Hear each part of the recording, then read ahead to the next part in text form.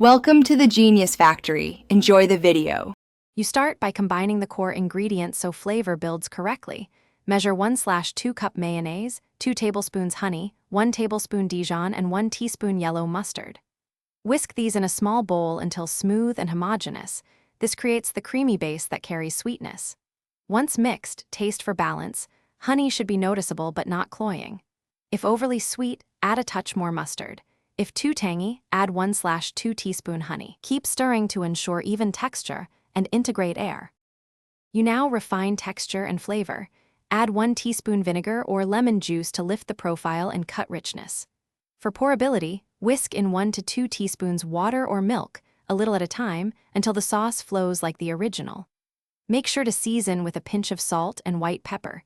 Paprika adds color if desired. Taste between adjustments, small changes matter. Once the balance and viscosity match what you want, let the sauce rest for 5–10 minutes to harmonize flavors.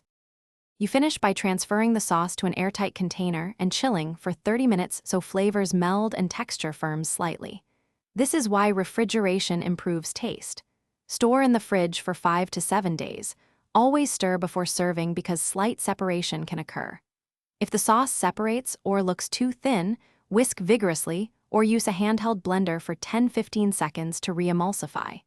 If too thick after chilling, thin with 1 teaspoon water at a time until the desired consistency returns.